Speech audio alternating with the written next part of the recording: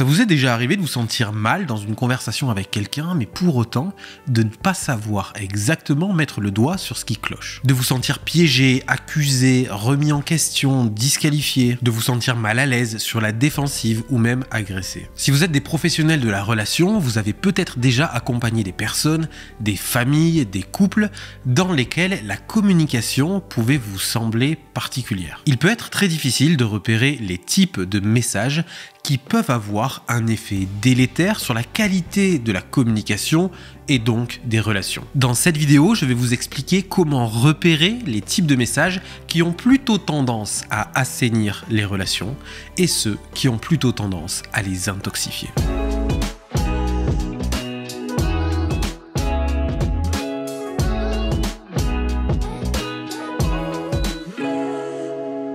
Alors, je vous propose de rentrer directement dans le vif du sujet par la porte d'une conceptualisation qui est celle de Nathan Ackerman et dans laquelle il différencie fondamentalement 4 grands types de messages qui vont éventuellement du plus sain vers le plus pathologique. Mais avant d'aller plus loin, c'est peut-être important de définir très brièvement qu'est-ce que j'entends par un message. Pour ça, je vous propose la définition de Reynaldo Peron et de Yara Domitnofal que vous retrouverez dans leur ouvrage Provoquer le changement.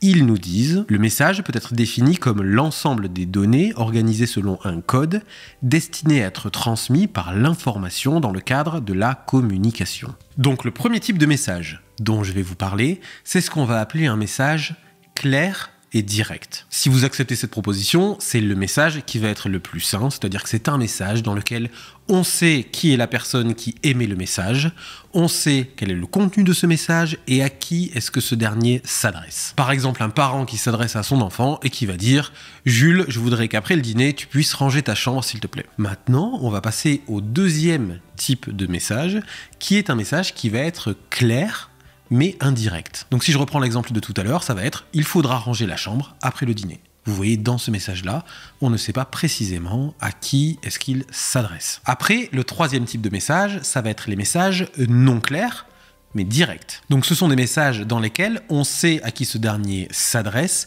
mais le contenu n'est pas très clair. Ça pourrait être « Jules, tu sais ce que tu dois faire après le dîner ». Et enfin, le quatrième type de message, ce sont des messages non clairs, indirect, donc vous l'aurez compris, ce sont des messages dans lesquels on ne sait pas exactement quel est le contenu et on ne sait pas exactement non plus à qui est-ce qu'il s'adresse. Donc si je reprends l'exemple que j'ai pris depuis le début, un message non clair et indirect, ça pourrait être « Quel bazar, ici c'est une vraie porcherie ». Ce que je vous propose, c'est que je vais prendre d'autres exemples que je vais vous décliner comme ça dans un format clair et direct, clair et indirect, non clair, direct et non clair, indirect.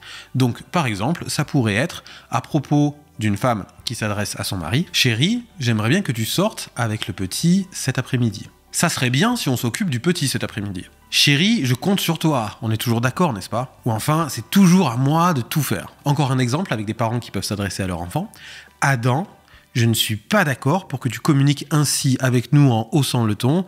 Ce n'est pas tolérable, tu as le droit d'être en désaccord, mais si jamais tu l'exprimes, tu dois le faire plus calmement. Ou bien je ne tolère pas qu'on se crie dessus et qu'on se manque de respect dans cette maison. Adam, je trouve qu'il y a des problèmes dans ta gestion des émotions, tu fais des trucs bizarres. Ou pour terminer, il y a vraiment des gros problèmes de communication dans cette maison, ceux qui sont concernés savent de quoi je parle. Donc vous voyez à travers ces exemples que plus on diminue la clarté et la directivité des messages, plus on les dilue et moins il y a de chances que ça produise l'impact souhaité sur les destinataires. C'est la porte grande ouverte aux malentendus, aux différends, aux interprétations qui peuvent être anxiogènes et qui vont avoir un impact direct sur la qualité des échanges et donc la qualité relationnelle. Jay Haley, qui est un des fondateurs de l'école de Palo Alto et de l'approche stratégique, avait pour habitude de dire que pour qu'un message soit clair, il fallait qu'il respecte 4 composantes. Quelqu'un qui communique quelque chose à quelqu'un d'autre dans un contexte. Et donc du coup, de la même manière, s'il manque un de ces 4 éléments, ça va avoir pour effet de dégrader le message. Donc pour vous donner un exemple, dans lequel il y a chacune de ces 4 composantes, on pourrait dire « Tom, hier, pendant la réunion, Jeanne a dit que ton rapport devait être ajusté. Tom, hier, pendant la réunion, Jeanne a parlé de toi. Tom, hier, pendant la réunion, quelqu'un a dit que ton rapport devait être ajusté. Tom, Jeanne a dit que ton rapport devait être ajusté. De quel rapport est-ce qu'il s'agit? Parce que n'ayant pas le contexte, le message devient flou. Ou pour finir, Tom, tu as été la vedette hier, on a parlé de toi. Donc vous voyez, avec ces exemples, plus il manque à l'intérieur du message d'éléments pour pouvoir le comprendre, ou plus ce dernier est non clair, indirect, plus ça demande pour les personnes de concentration pour pouvoir comprendre qu'est-ce que la personne veut dire exactement, plus c'est la possibilité également qu'on ne sache pas exactement à qui s'adresse le message, donc potentiellement tout le monde peut se sentir concerné. Si j'utilise des messages indirects pour communiquer des informations,